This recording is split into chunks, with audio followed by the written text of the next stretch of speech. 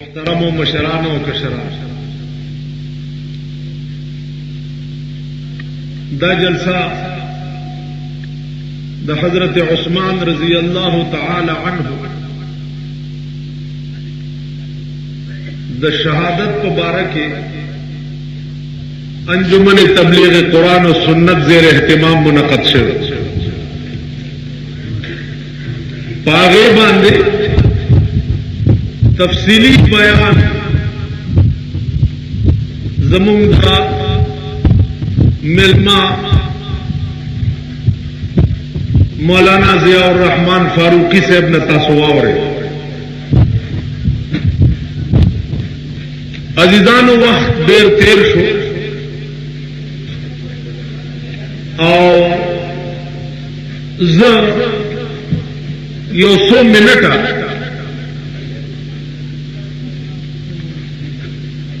دا حضرت عثمان تفصیلی بیان تاسواورے دا اس یو 100 منٹا بنیادی خبر استا سمجھ کے عرض پہ خبر ادا چھ پاکستان کی ہر گن دیر مذہبی رنگ کی تم پکے ڈیر گندنے اور سیاسی رنگ کی پکے ہوں گے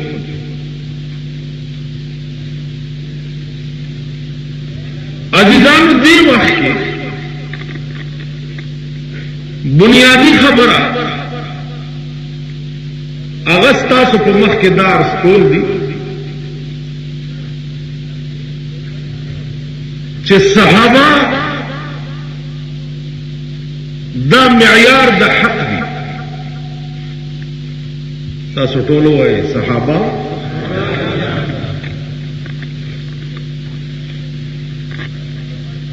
ځکه چې د صحابو په ذریعہ تاسو مونږ ته دین را رسېدلی صحابه برای راست ترجمانانو د وحی او د حدیث د جناب رسول الله صلی الله علیه ترتاو ما پوری دین د صحابه په ذریعہ را رسیدل ځکه چې پیغمبر نه دین اخذ کړي د صحابه بیاغین تابعین بیاغین تبع تابعین بیاغین رست ائمه مجتهدین داسب درجه په درجه ترمون پوری دین د صحابه په برکت را رسیدل که صحابه معیار د حق ونګڼلې او برای راست ابو بکر صدیق عمر فاروق عثمان ذی النورین دا ډېر نږدې مرګري د پیغمبر او دا ثابت شي چې دا درې واړه نعوذ بالله غداران ٹھیک ده کدوی غداران ثابت شي نو تاو ما پوری چې کوم دین د دوی په ذریعہ را رسېدلی دی نو هغه دین هم غدر نشي کولی ځکه چې یو سړی ټګ نو د ټګ یو خبر هم داسې نشي کېدی چې ته په هغې اعتبار وکړې که داسې نه یو که 1400 کاله وروستو مونږ دا ومنله چې ابوبکر عمر عثمان دا نعوذ بالله غداران دا خائنین نو د دوی په ذریعہ اوس حضرت عثمان کا خائن ومنلې چې د خیانتونه کړي نو د چې د قرآن د یو نسخې نه 15 نسخې جوړولې د دې څه ګارانټي ده چې دې کې به خیانت نه کړي تاسو پوه شئ خیال میں نہ راځي چې په پوهیږي اسې وختي دا مولانا صاحب چې تقریر کولو کنه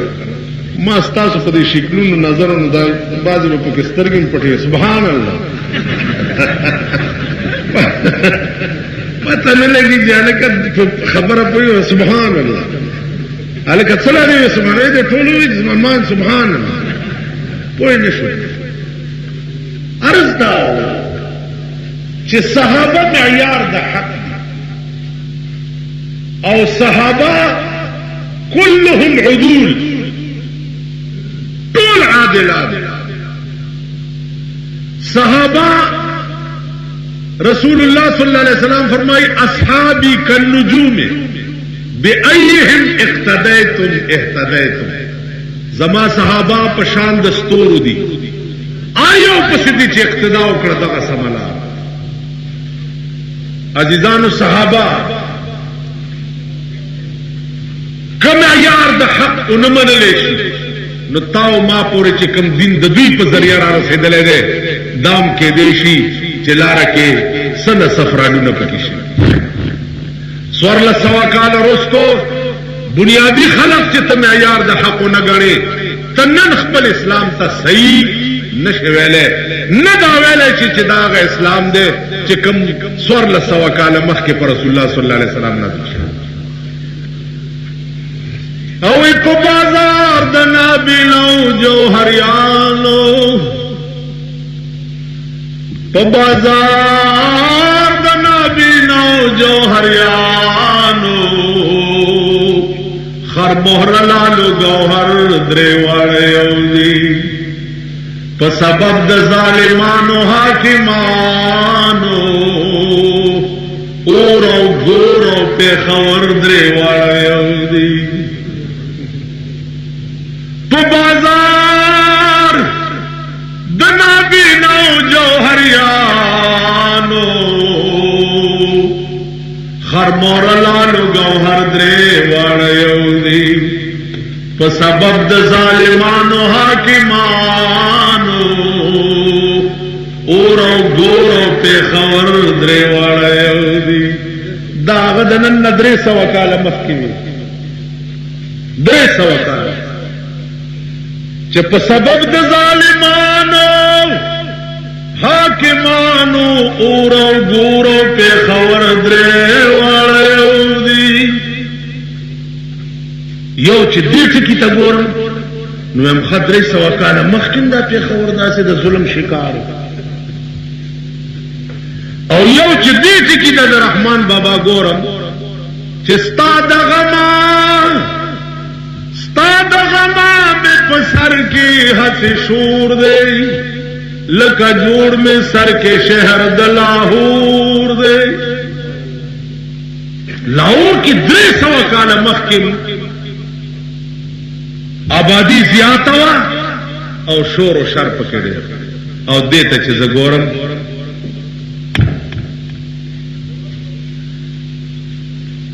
پخور کی دو سیزونه دیو دولت او سرسترگا عیش کا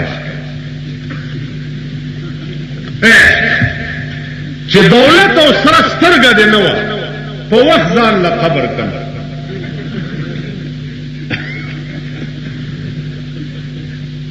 پتہ نه لگی د گیدڑ کار بادشاہ پا بیگار کی او خان نیو گدڑ منڈے والے لکا ویل بادشاہ پا بیگار کی اوخان نیسی ویلو تو خروخ نہیں وی دشمنان ندیر دی کچاورتاوی چه دام دو اوخ بچے نو چه پتا میں لگی بیانا با میں تبائی نورور اڈیر سجدے خدای تا لگا ہوئی اس خلا ڈیر خطرناک ہوا کہاں سے چاہوئے چیزیں اپلانی دے کہ بم چخلاسنا و سڑی دل اللہ سور کرے چھ پتہ دے لگی بیڑا بجے تباہ تاسو خیال تا نو عرض بداؤں چھ سرسترگا او دولت تے نو تو وحضان لقبر دا تاسو غریب یو کیس کی گناہگار نے اور آگیر شئی پکی خدای په نورو ګناہوں کې راځي پوهې چې یا الله ما خو سنت کړی دا زه ولې ونیوې بلې ګناه کینی نور ګناہوں کینی د حضرت عثمان تاریخ هم واورئ چې پیغمبر ورته ویلي چې عثمان جنت په بیه اغستی وجه څه وه په بیه ځکه اغستی چې د عثمان دولت سوا د خدای او د خدای د رسول نه په بل شي نو خرج شوی نن ستا دولت وګوره په څه خرج کیږي تاسو دا غریبان ځان ته وګورئ ستاسو دولت د کابلۍ سینماګانو وخوړو چرته دا د سټمارې زوی ګوري په کابلۍ کې بناست چرته د سټنې زوی ګوري وای د مورې توره شړی لنګ او د لور کاسیرې څومره درنګ دی مورې پردی جامې وینځي پردي لوښي وینځي پټو کې ګیا راریږي او خرسۍ او زوی د کابلۍ د سینما بار ناستی د کابلۍ هوټلونو کې چیس کې سینماګانو بیا د سینماګانو ټیکټ بلیک یو میټینګ کې چاوي چې دا ټیکټونه په بلیک خرڅيږي لکه په دې وضاحت کې ان لله زوس په دې وضاحت کوم چل کړه ټیکټونه په بلیک ما خرڅوي الله پاک دې د سینماګانو لوټلان دې باندې پاتې نه خدای دې دا مالکانو کور وړي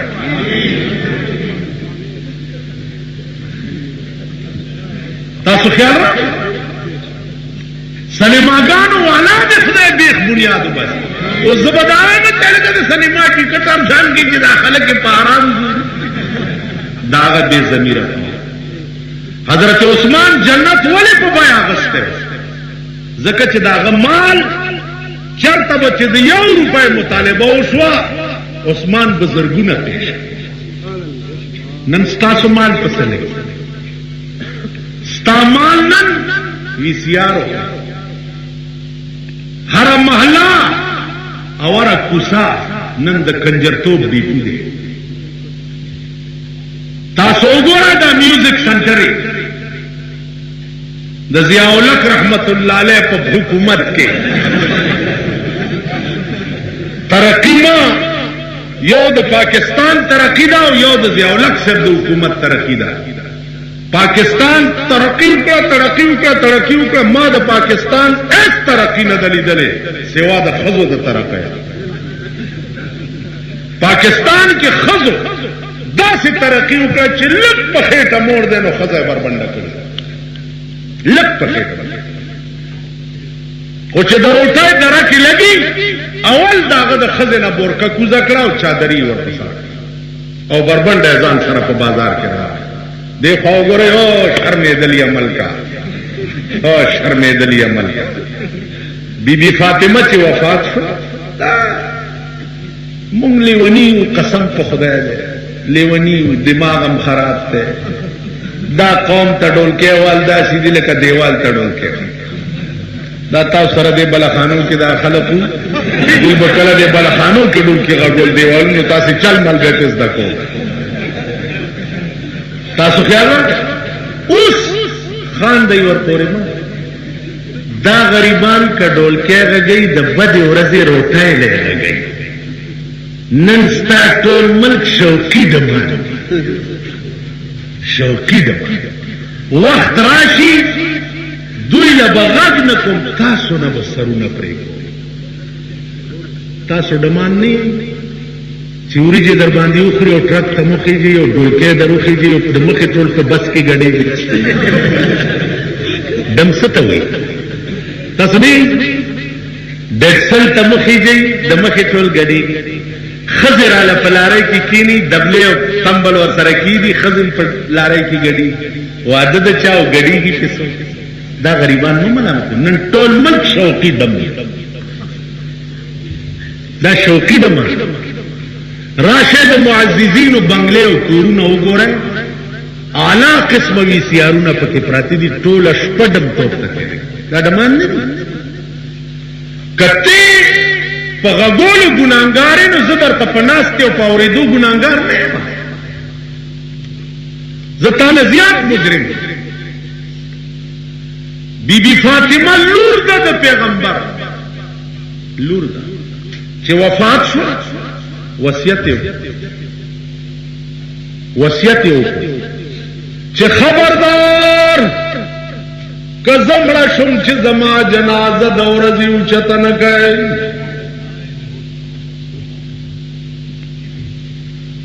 زما جنازه به د شپې اوچته وای او جنازې د پاسه به مې ډولۍ جوړه کوي او پې به څادرې وغوړوئ ولې د شپې ځکه ډولۍ پې ځکه او څادرې پې ځکه اسې نه چې زما د کفن کپړه چرته پردی سړی ونه ګوري د کفن کپړه زما بدن پرېږده زما جامې پرېږده چې زما د کفن کپړه هم چرته پردی سړی ونه ګوري دا د بی بی فاطمه حیا راشي زمون ښځې زمون ښځې ورونو چې دا حالت په ملک کې مونږ به جنت لرو دا اوس هم پوښتنې کولې جومات کې جنازه کېږي که نه کېږي دا پوښتنه وکړه چې زمونږ جنازه هم کېږي که نه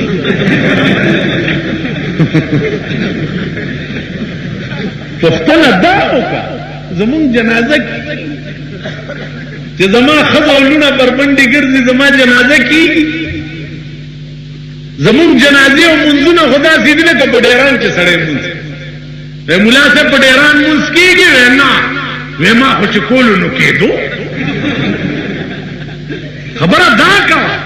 زمونږ جنازه اول تاسو ووایه په ایمان دا د منډۍ خلک زما د منډۍ خلک خوښ ډېر دي ګوره دا واوره تاسو ووایه په ایمان چې دا څومره لاندې ناست دي د جنازې غرض پېژنئ غرض پېژنئ د جنازې وایي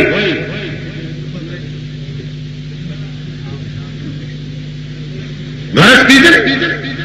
د شرارت تپوسونو له خو تکرئ غرض پېژنئ د جنازې بیا ووایئ په ایمان چې د مونځ غرض پېژنئ د نکاح غرض پېژنئ